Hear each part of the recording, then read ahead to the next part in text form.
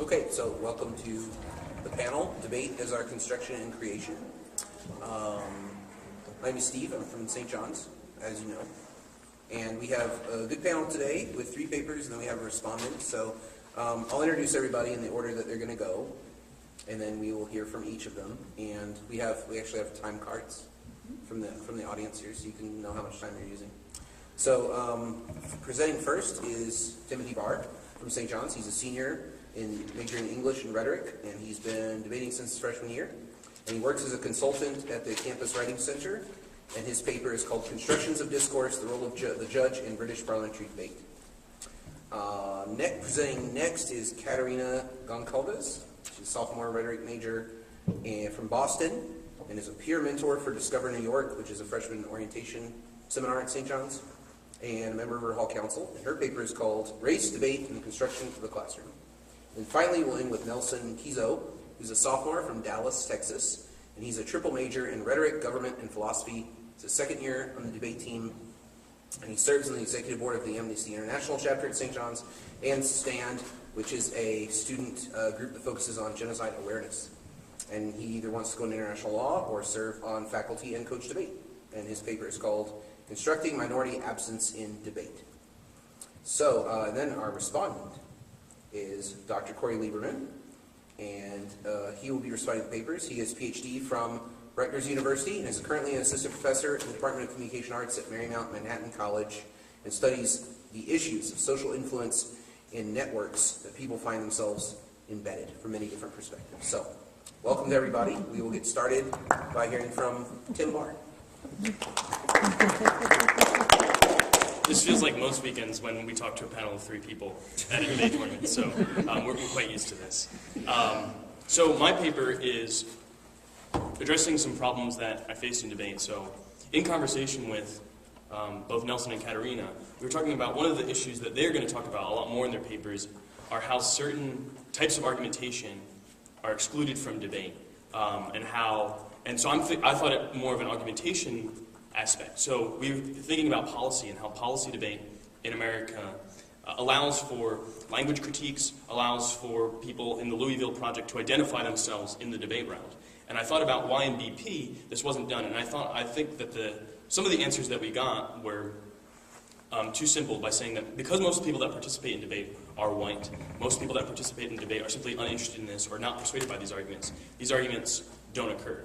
And I was looking around at some of the literature, and so there's one debate journal dealing with British parliamentary debate, which is the type of debate that we do, and there was an article called Liberal Argument and Its Discontents. And so there was a quote that I used to begin my paper, and the quote, part of it is as follows: "To an extent, narrowing debates to focus on the liberal paradigm is inevitable. The topic selected by most adjudication teams will generally offer ample room for presenting a range of alternative liberal theories, but the confines of a 5 or 7 minute speech rarely allow a debater to critique the prevailing paradigm and to prove why their alternative framework demands a certain stance on the motion.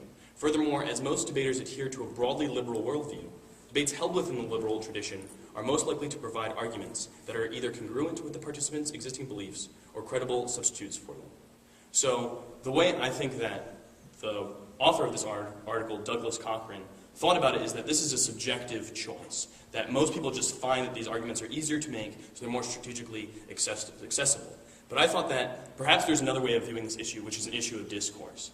And so I began reading Habermas, and reading Habermas in kind of a way that typically is not done, I think, because not so much reading him as for public sphere theory in the structural transformation of the public sphere, but reading rather what is the discourse that emerged in the 18th century in Prussia, France, and England that was specifically public-centered. Because the thesis that I have is that because in debate tournaments, we're asked to address a general member of the public, the audience that we're addressing, the imagination of this audience as a public, and what goes along with that, has a structural, discursive dimension to it, which is similar to that which came out of the bourgeois public sphere. And that's kind of how I read Habermas and kind of how I'm reading debate through Habermas's discussion of that discourse. So the paradigm of the debate is structured by the informal category of the general public as an imagination. So if you go to a judge briefing at a tournament, they'll tell you that you should not judge the debate as a specialist, if you know what the topic is about, you should judge the debate as someone who reads the news, who is an educated member of the public. And I think that this is kind of strange because some of the things that are excluded from the public are your identity. And so then the public becomes something that doesn't have an identity. The public is not a specific ethnicity. The public doesn't have a specific gender. So members of the public who do have these aspects is not really what's being represented in this imagination, because you can't appeal to, for example, identity politics when making arguments. So I started to think about what that might actually mean. So Habermas talks about in his book, Structural Transformation of the Public Sphere, a particular type of subject position that emerges in bourgeois public sphere in the 17th and 18th centuries. And it's that of the reasonable person. Rationality is this German word that he uses. And he uses this word specifically because he thinks that this is a subject position that is created in opposition to other types of positions. The position of the aristocracy of the time, who believed that to be a good participating member of the civic, you needed to have property, and that property was what was so important. And so there's a polemics were being written against this by saying that none of this is important. All that is required is reason to step into the public sphere. So the actual exclusion that may be done in the public sphere isn't as important as the discourse that's being created that says it's all inclusive, it's about being public. And so I think we tend to think of this now as just kind of a general sense of what generally people believe, but I think it's a specific discourse that emerges about what rationnement actually means. So now I'm going to read a little bit, a quote from the paper about World's Debate as a public-centered discourse. So in World's Debate, we get a motion 15 minutes beforehand, and this is what we have to debate for the round. So the public has declared a certain motion important, and this begins the structural omission of certain discursive practices that characterizes DBP debate. One cannot say the motion is stupid or unimportant and hope to win. And so the imagination exceeds what the debater imagines about the judge. They may note the judge too thinks that the debate is silly. And while they may try to acknowledge this to garner sympathy, they must continue forward as if it were important. The public makes demands. So I think what we were talking about here is, again, that this is not merely a subjective choice. This is something that isn't imaginary. There's an imaginary dimension to this that structures what we're allowed to say. All of the people in the room, even if there are not many people in the room, there's only 10 people in the room, if they all in private agreed about that what they needed to debate about wasn't important, that still wouldn't be allowed in the discourse. That wouldn't be able to win the round strategically, because there's an imaginary public to which we are addressing our arguments. So it brings in those ideas of audience as something that actually appears in the discourse, as opposed to something that audience appearing in a reality. That's not really the audience that we're addressing. And so I think this is the danger of mistaking the discursive problem for a subjective problem that I already talked about. Because when you try to do these kinds of things, you're kind of confronted with an aporia. So if you say, I think that everybody knows me as a person outside of the round, and you know what I think, the judge doesn't know what to do with that. The judge isn't able to include that in the round. Whereas in real life, in real argumentation, if it was to average people, this would be, of course, an accepted form of argumentation. So that's why this is evidence that it's an imaginary.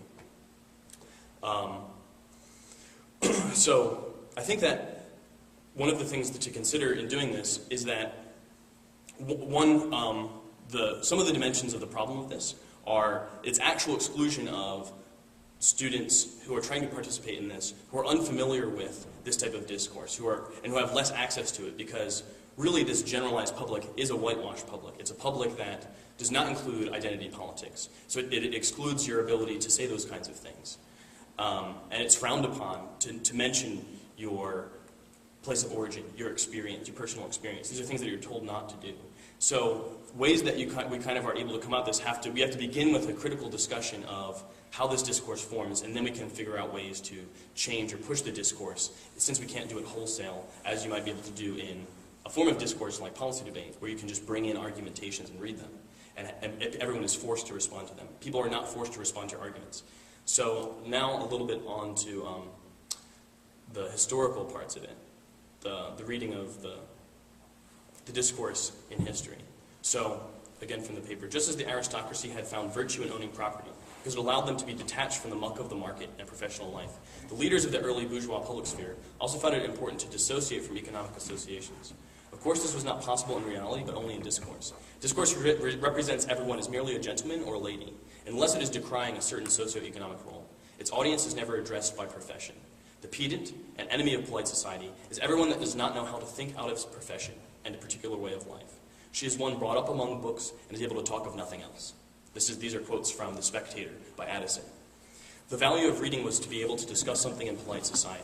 This may explain the great commercial popularity of a novel like Pamela. Even Habermas admits its less than meritable value.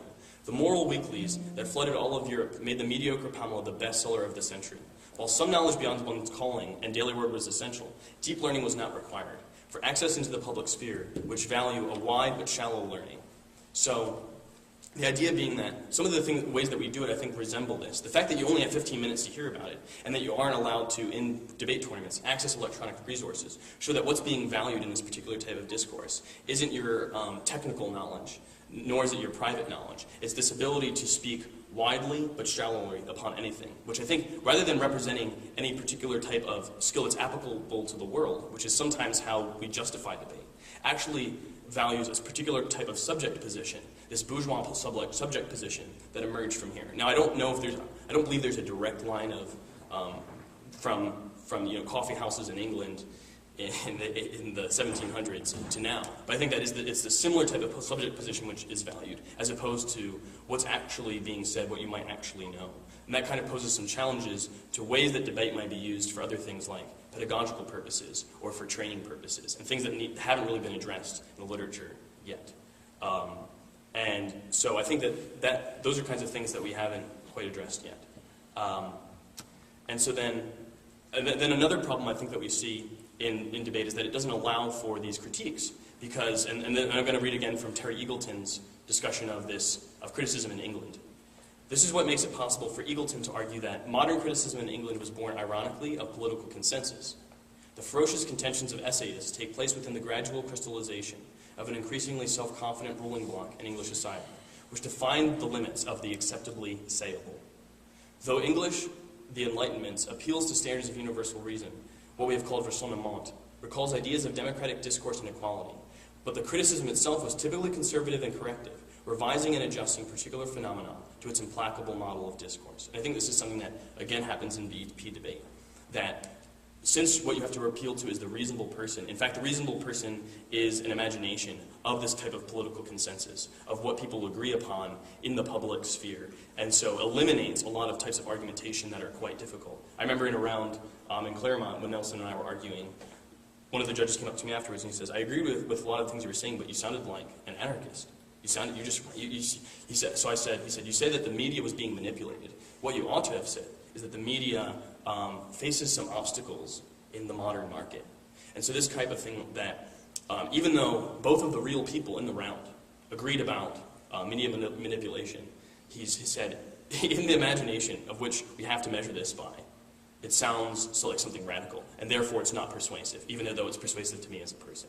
And so I think those are the kinds of things that are quite interesting. These are not phenomena that you encounter in daily life in which discourse is not so structured in an imaginary way, in such an obvious way. It's kind of everyone believes that what they're saying is from their subject position. But when you have to embody a subject position that is not your own, and everyone has to do that, there are these kinds of phenomena that we kind of address. And this is what maybe is the benefit of addressing this, is that you can look at BP, British parliamentary debate, as a laboratory for this types of moving between subject positions that may change the way we think about argumentation, as opposed to something that's from me to you, the kinds of ideas that I'm just communicating what I think.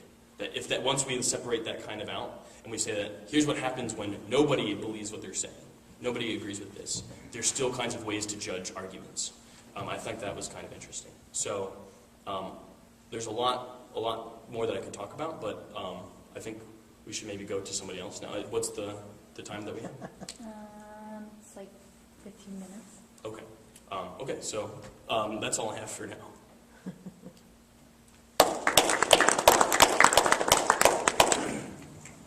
All right, next we're going to hear a paper from Katerina Goncalves called Race, Debate, and the Construction of the Classroom. So basically the entire experience that led me to kind of begin writing or questioning about this paper was an experience at New World High School in the Bronx in New York. And it's a bilingual school, and we were helping teach debate in one of the classrooms. It's like basically a civics class where half of the year they're learning government and the other half they're learning economics. So we would go into the class every other Wednesday, and we would basically debate things that they were learning in the class, kind of as an addition to what they were learning already, a new way to look at it. And it was very difficult at first because something that we were noticing is that the students at the high school were not very empowered, and they were not very confident in their ability to use their words.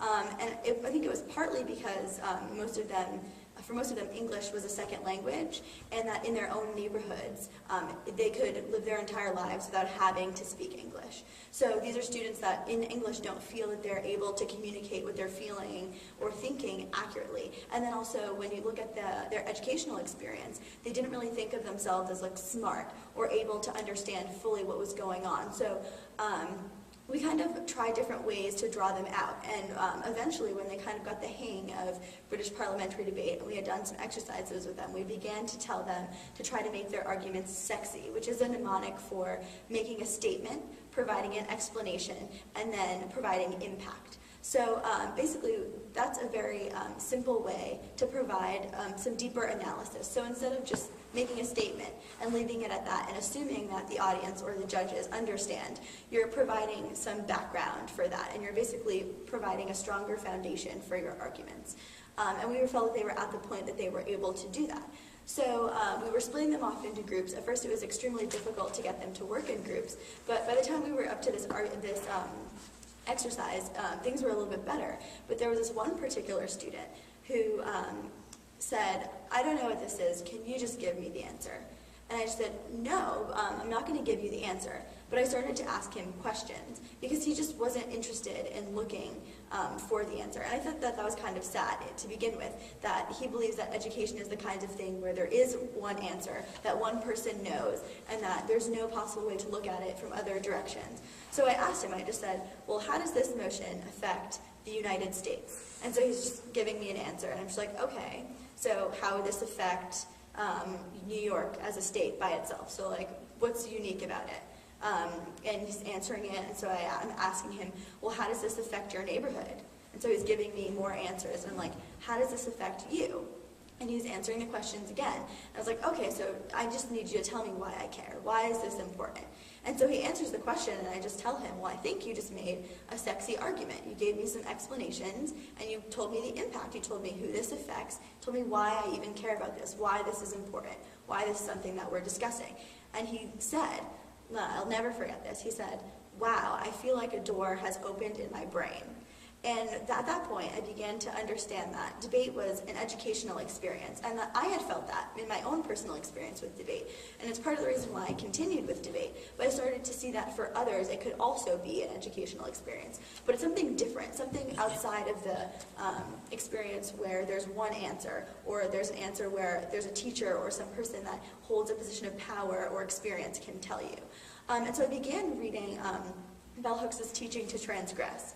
And I really was drawn by the idea and her discussion of education as a practice of freedom, and why that practice of freedom what would help students, especially minority students, in the classroom. And there were a lot of ways that she talked about the things that go on in the classroom that kind of disadvantage them. So there's a few different aspects of debate that I felt had very unique qualities in being practices of freedom and experiential learning. But the primary ones were the equal time that is provided, the uniqueness of opinion that is valued in British parliamentary debate, and then also the ability to step out of identity, in addition to the ability to reflect. So essentially, in British parliamentary debate, everyone is given the same amount of time to speak. And I thought that this really correlated to Bell Hooks' discussion of who participates in the classroom, who feels empowered to participate. So what she said is mostly that a lot of times a professor has studied for a very long time, and so they kind of, maybe possibly without even realizing that this is what's happening, that they place themselves in a position that they're the people that are disseminating information, that they're the only provider of information. So a lot of times the experiences of students are excluded, and they're removed from the classroom. So it doesn't become a place where the student actually is involved at all. It's just kind of their ears and they're sitting and like absorbing the information, and that there are people in that classroom who still feel empowered to participate. And she said that in her own experience teaching, that it was primarily white male students who felt empowered, that regardless of the setup of the classroom, that they felt empowered just to participate and raise their hands and engage in the discussion, even if the discussion was discouraged.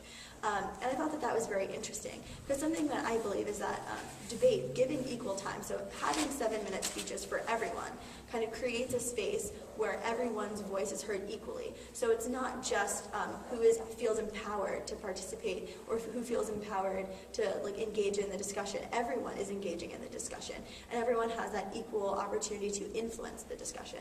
So I really felt that that was something that was important, and that the way that their discussion is interpreted, I think, is a whole nother thing to look at. But I just thought that the fact that in her own classroom, Bell Hooks saw that like certain groups didn't feel that their opinions would be valued, so they wouldn't engage. I thought that that was very like interesting to what happens in British parliamentary debate. But I also think that uniqueness of opinion is valued very much in British parliamentary debate. So there's something called stock arguments, basically arguments that can be tailored to fit any motion. And those are important because if you don't understand the specifics of a motion, it's very important to have stock arguments or things that you could talk about the broader scale. But at the same time, stock arguments aren't very original, and they're very transparent in that way.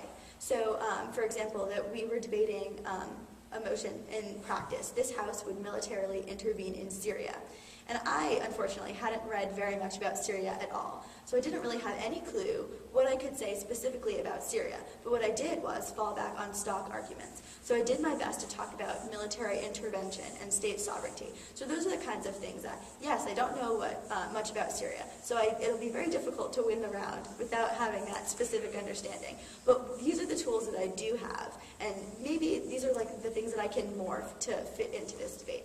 But what I think is interesting is that for those who are able to maybe provide some information about Syria or some information very specific in a debate round, that opinion is very highly valued. So for example, if you were able to provide an aspect of an opinion or an argument from a position that is not very unknown, but that's not common, it's very valued because it's very difficult to respond to those things. So from the opposing team, so whether you're in support of the motion or if you're in opposition of the motion, it's very advantageous to be able to have these unique arguments that you're bringing, because all of the other teams maybe they don't necessarily know how to engage with that. And that, with a mixture of those like background stock arguments, it can elevate you. And I think that that's extremely unique, because I think what Bell Hooks discusses is this idea that there's one opinion and that there's one idea that dominates. And I think that in certain classrooms that is true, and I think in society that's true. But I think being able to say something unique that's different from those like societal norms, I think that it is extremely important. I think it's kind of she actually says, like in a quote, in Teaching to Transgress, the idea that the classroom should always be a safe and harmonious place. So that's something that she mentions. And I think in debate, it's not a harmonious place, and I think that's a good thing. So I think being able to address some of the conflict that's going on, or even being able to create some conflict in debate, is very valuable. So like the classroom sometimes it tries to be very harmonious, and that debate is not. So being able to provide that argument that is very, very different, very unique, and very far outside of the box that most people work in is extremely valuable. And I think that a lot of times that the learning that goes on in debate actually exists within the clash, and it exists within the lack of harmony and safety that like a lot of times is created in a classroom. And so I think that the ability to create something new that's sort of outside of the norm is very special. But one of the other things that I thought was extremely important was this idea of stepping out of identity. So Bell Hooks talks a lot about being able to bring your identity into the classroom and being able to basically connect with your own personal experience. And I find that very valuable. But I think stepping away from that idea slightly and connecting it to British parliamentary debate is important, because in British parliamentary debate, you're assigned your specific position. So, for example, if you're someone that normally would oppose something like the death penalty, there may be times where it requires you to support that.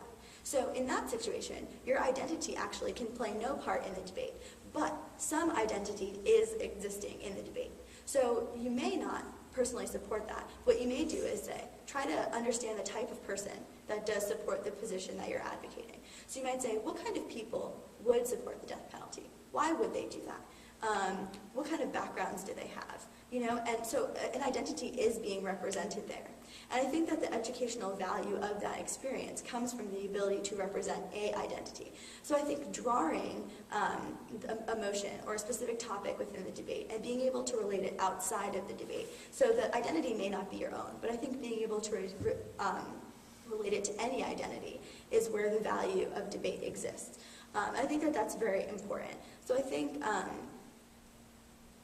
that it's a little bit strange to think that, you don't have to support your own opinions. But I think what's the most important thing is that you're supporting opinions, and you have to kind of step into the shoes of the person that would believe this or understand this, or even sometimes you might have to look at it from a point of view of someone that would oppose this. You know, like, why is this a good thing to oppose, or what would happen from this? And additionally, I think one of the main points that it's important as with debate, relating back to Hooks's theory, but also to experiential learning, is this idea of reflection. So I think that reflection plays a very important role, because it requires you to not just think about debate in what's gone on, but kind of to look back on it afterwards, and kind of to discuss what's gone on, and what was discussed, and the ways that it was discussed. So I think it's important to kind of step into the shoes of another and bring unique opinions and kind of be able to have that equal time to speak. But I think it's additionally important that the conversation doesn't end when the debate does. So I think it's extremely important that after a debate, you know, you're hearing from a variety of different people afterwards what their opinions are. I think it's important to understand the way that people view your argumentation. I think it's extremely important to understand the persuasiveness that it has to a variety of people. And I'm not exactly sure how. You're under 15 still. Okay. I think that that reflection, the ability to reflect, it allows you to not only improve your argumentation, but I think it allows you to improve your understanding, which I think is extremely important. So I think those are a few unique aspects, but those are the primary aspects that I find to be extremely important. And I think that in many ways this kind of already showed things that I already believed to be true, was that debate could be an educational experience. But I think that these are very tangible aspects of British parliamentary debate that I don't know that are able to be found in other places. So that's why I saw that it was a very unique tool and a very special tool that was able to draw out these educational aspects of a classroom that don't necessarily get to be brought to students.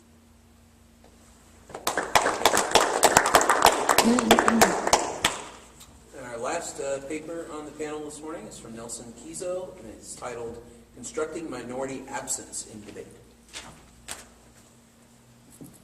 So I've had three distinct experiences, or three distinct memories that have stayed with me as a result of my debate experience.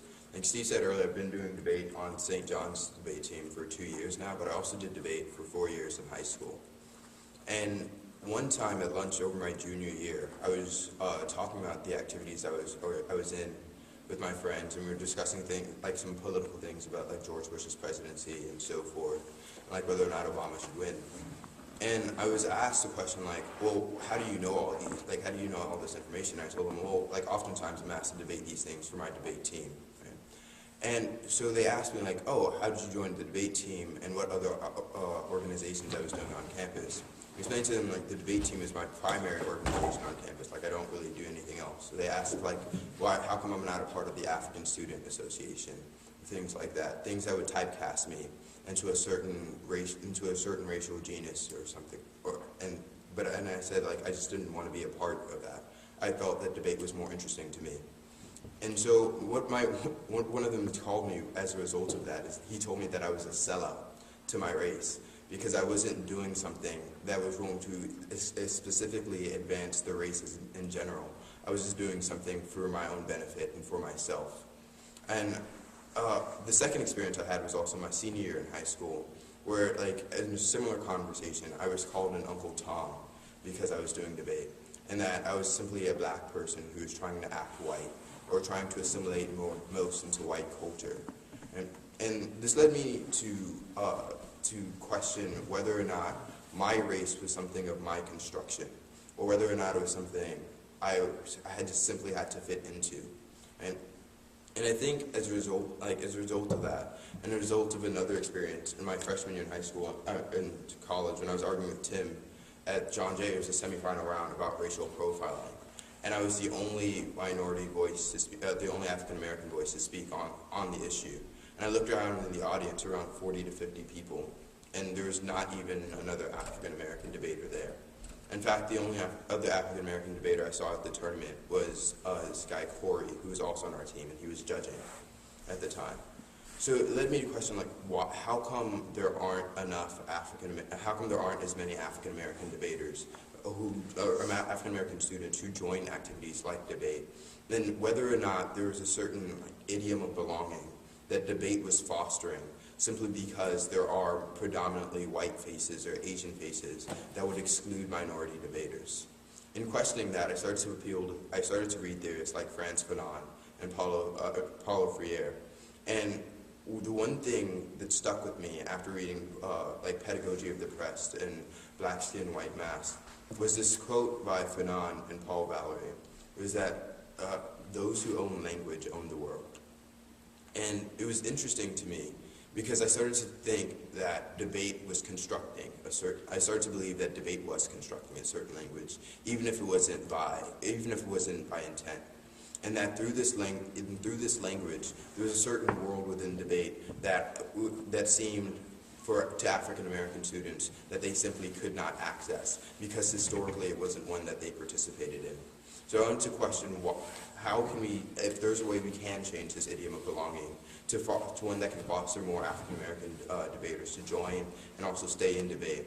And I also want to question, like, what are the pedagogical tools that could be used in order to foster this idiom of belonging. So, in my history of debate, I've had three specific reactions to my hardships that I've encountered through debate. The first reaction that I've had is to try to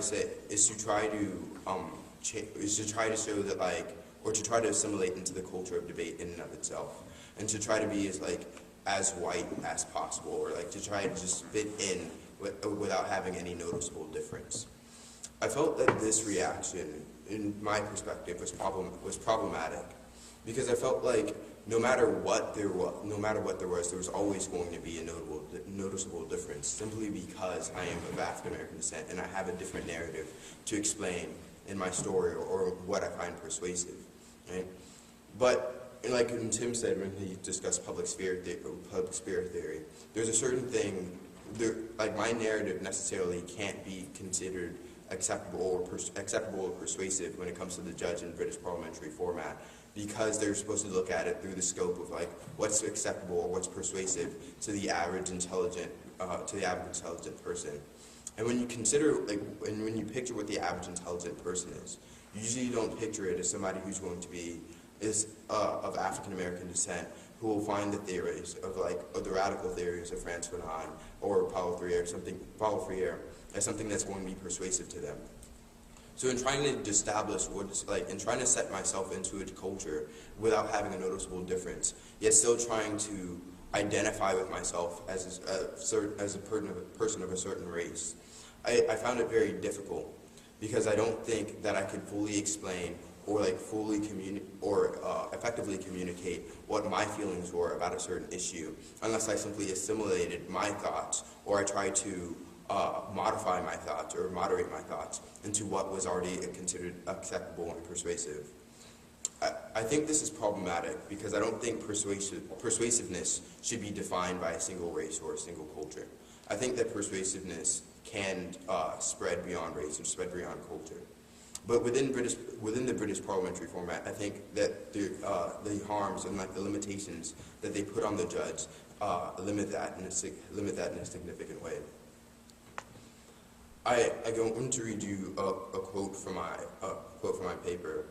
I said that on top of being chastised for my decisions to continue debate, I was labeled an Uncle Tom and a sellout and an Oreo. I think that this dichotomy is often placed on the black debater for him or her to choose it and keeps them from joining the debate because they don't want to go against the grain of their peer groups. When making this decision, a perceived shift in your social group versus the potential benefit seems cataclysmic. And if I had known this before debate, I think it would have changed who I would have been friends with, and that it would change who I would be friends with. I think I would have probably never chosen to sign up for debate in the first place in the 8th grade. I think that oftentimes African American students aren't as ignorant going into debate as I was. Who was like, okay, I just want to do debate. I just want to have fun arguing. Oftentimes, students are very aware of the decisions that they make and how it's going to shape their social groups.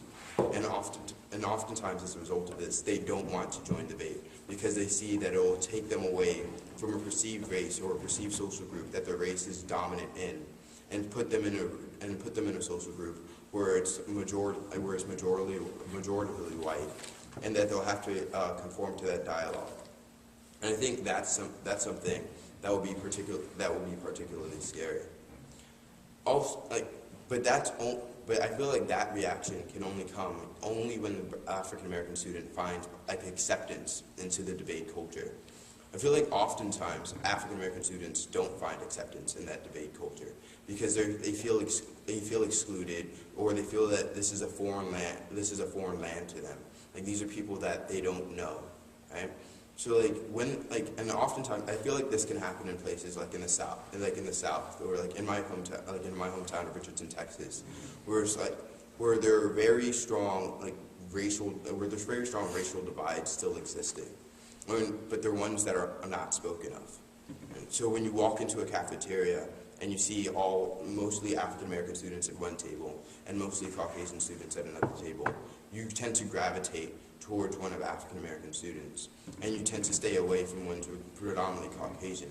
It is not that they rejected you out front, but is that you wouldn't find acceptance there in the same way you would find acceptance with the African American students.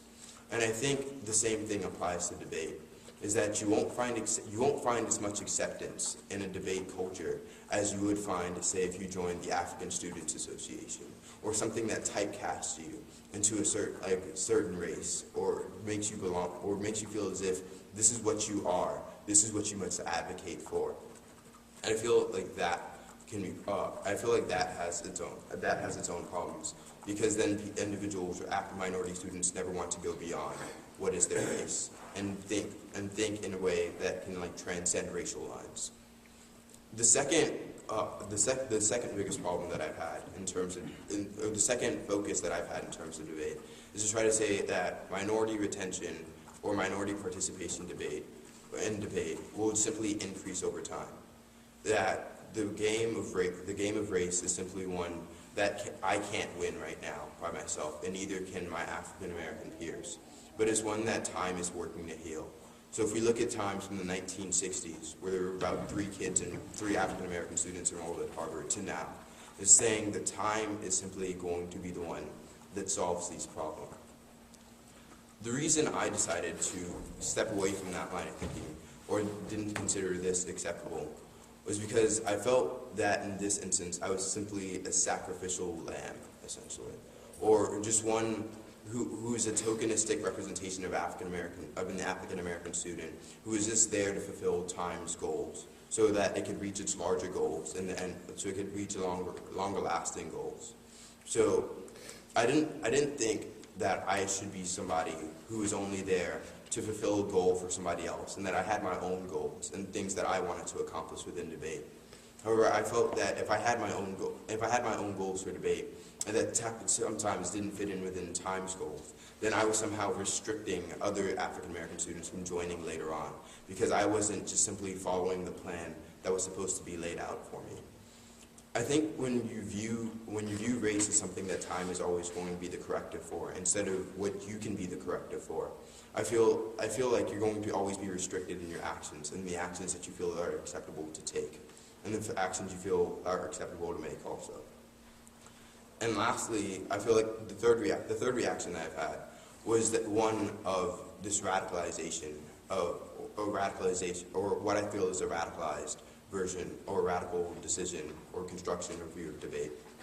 I think this one's one in which you embrace the negative characteristics of your race. Where you're, like, in my opinion, where I embrace the barbarism, or what's perceived to be the barbarism of African American students. And I try to show you that, like, no matter what you think of me, that doesn't change my ability to function, my ability to perform within a debate round. So no matter what your preconceived notions of me are, I'll accept that, I'll take that burden, and I'll still try to beat you in a debate round. And just because I'm of an African American descent, this doesn't mean that I'm inherently dumber than you, no matter what you may perceive. I think this is where we talk about BP and specifically.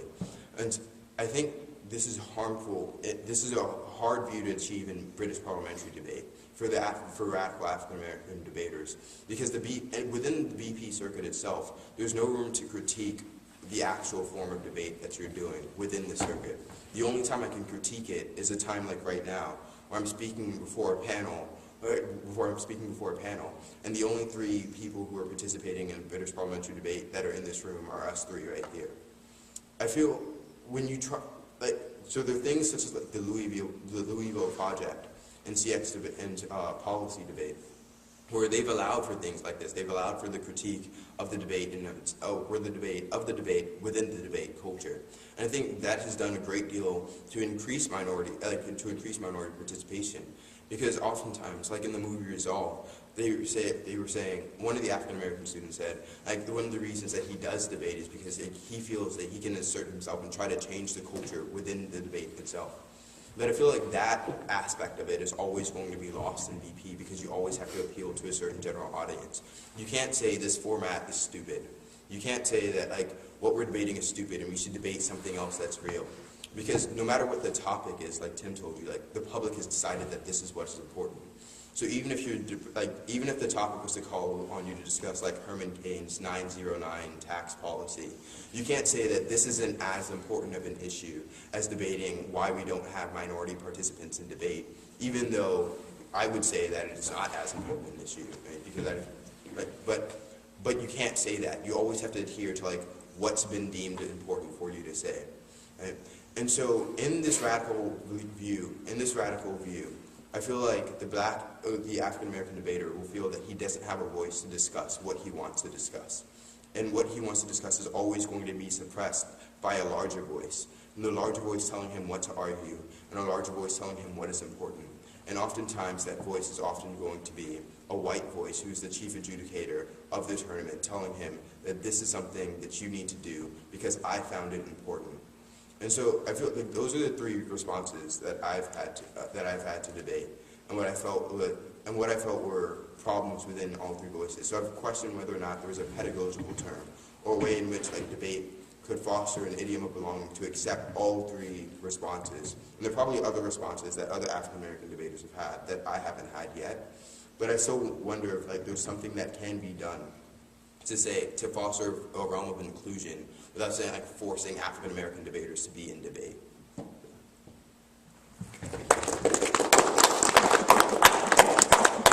All right, thank you. And now we'll hear from our respondent, Dr. Corey Lieberman from Marymount Manhattan College. All right, thank you for inviting me today. Excuse me.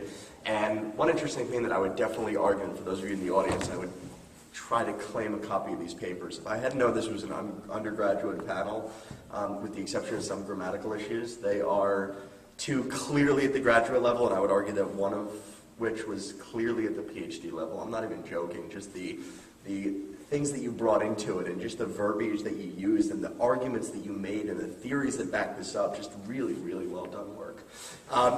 So again, as I'm, reading these papers and hearing them today, I think that I, go in individually in terms of kind of the saliency of the arguments, but the three things that I think that we can all gain from having learned about these three theories and these three individuals and the three themes that I think are really collective here. The first one is that in communication, no matter, and again, I teach organizational communication and public relations type courses, and I'm like just very briefly looking through these three, and I'm thinking, oh, they're arguing about BP as in British Petroleum, and then I had to say, okay, it's not British Petroleum that they're talking about, it's British Parliamentary.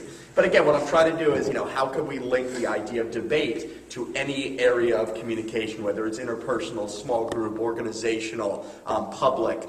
And I think that I found three, what I would consider to be three ways that we could see kind of the culmination of these areas. And the first is kind of asking ourselves a fundamental question that anytime we're communicating, aren't we being judged? Right? So even though there's kind of a formal judge in the debate area, aren't we always being judged by the publics with whom we're communicating?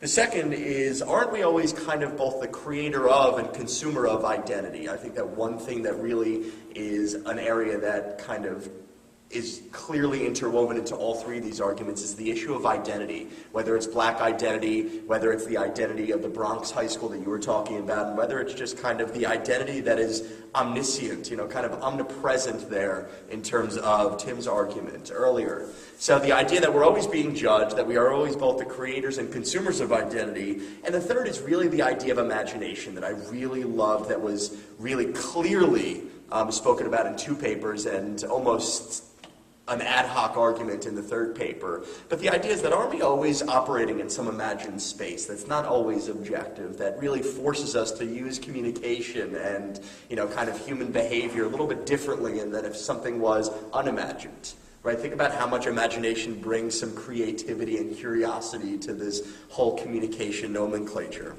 So I think those are mainly the three that kind of are embedded in all of these three and might be the tie that binds them together. I think that in terms of Timothy's argument, the fact, and again, I'm going to encourage you to get a copy of these papers. I don't always say that. Okay, I don't think that every paper at a conference is always worth reading. I think these three really are. And Tim's idea of kind of, don't we have to put the shoe on the other foot at times during debate? And think about that for a moment. Aren't we oftentimes in situations where we're not always the perfect counterpart, right? Where we do really have to view things like identity and things like the social construction of meaning through the eyes of other people. And Nelson does that pretty well also, kind of the idea of blackness. And, one thing that I'm going to mention that he brought up in his paper that he didn't bring up in his talk is Festinger's cognitive dissonance theory, right? The whole idea that we really have three options when it comes to understanding and making sense of this blackness. We can accept the blackness, we can almost become the white, or we can kind of reframe the image of blackness. So again, it's kind of, putting the shoe on the other foot and understanding our social realities through kind of the eyes of the other people, adopting kind of very much, Irving Goffman language and very much Charles Horton Cooley's idea of the looking glass self, where we see ourselves as a reflection in other people. And, the whole idea of that in relation to debate was pretty interesting for somebody who is not well trained in the area of debate or rhetoric.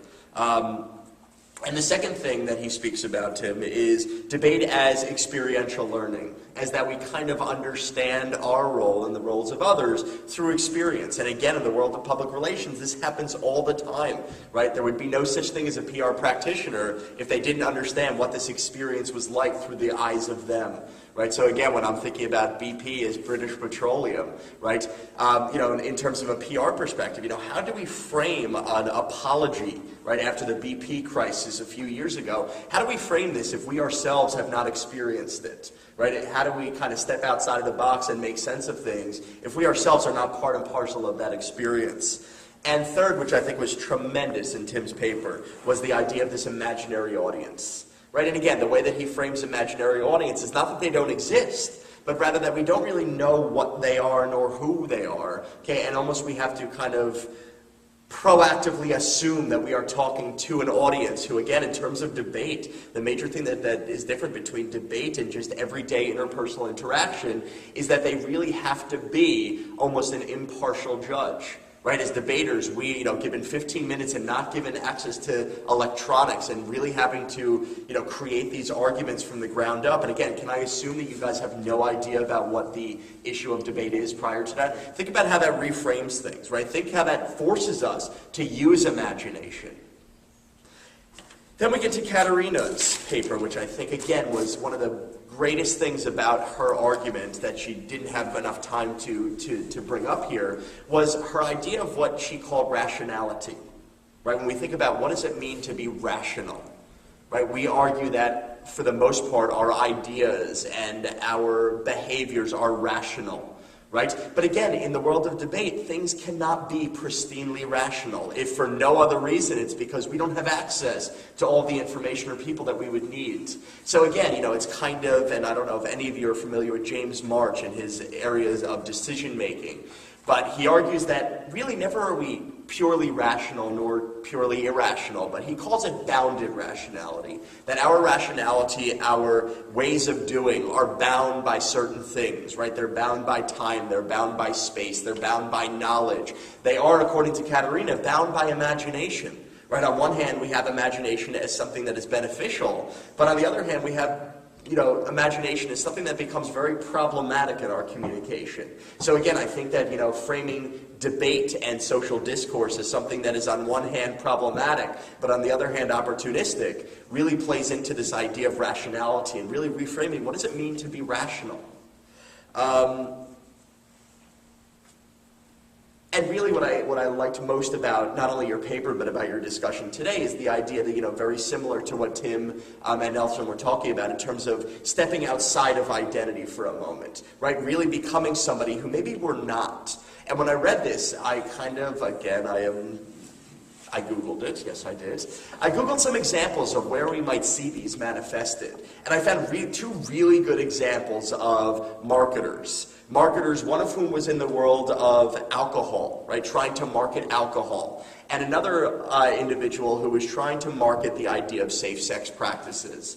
And what's really interesting here is that the spokesperson for, and it was Budweiser, the person who was the spokesperson for Budweiser, right? And again, we kind of have this catch-22 there, where on one hand, a marketer for Budweiser, what do they have to do? On one hand, they have to create sales. Right? That's going to be the end-all, be-all for that company. But on the other hand, there's something to be said about corporate social responsibility, how, it's kind of Budweiser in the 1980s. It wasn't don't drink, right, nor drink excessively. It was drink responsibly. Okay? And again, what's really interesting there is that, and the statistics surfaced, that about 98% of those who are spokespeople for alcohol-related industries themselves have been known to, clearly been involved in the ingestion of alcohol. But on the other hand, there was a statistic that only 10%, and that 10% in parentheses in this article that I read was being generous, 10% of those who were advocating for safe sex practices themselves don't always practice those. So again, think about what it's like to be a marketer who's trying to encourage safe sex, but you yourself are not a practicer of it. Again, that's kind of a testimony to Katerina's idea here that oftentimes in things like debate and things like interpersonal communication, right, what do we have to do? We really have to adopt an identity that not only we're not comfortable with, but that it's not even us. Right, and I think that that's a really good idea. She gave the example of the death penalty. Right, think about it for a moment. We are all in here. Let's assume that we are advocates for it. And for 15 minutes, we have to become, kind of an agent of debate there, where we're not the people who are in favor of it, okay, but rather the people who are against it. And she said herself in this presentation, what we really have to do is, take a moment to think. Right, cognitively, what it's like to be that other person, or else something like debate and argumentation is going to fail before really it even begins. And then Nelson's idea, again, I think that the most interesting part of his paper was, that we are faced with kind of an identity here that in terms of blackness, African American is not something that we can change. right? It is kind of an enduring social characteristic there. But what he does argue is that we can change our reaction to it. We can change what it means. Okay, we can change the opinion and the stereotype of other people, right? And again, that is a social kind of variable that becomes very problematic in communication. But I think that he is, and he does not have the answers in his paper. I think what he does have are the questions, right? And I think that Nelson would probably agree with this, that we don't really know what to do, but we know what we need to do about the thing that needs rectifying, right?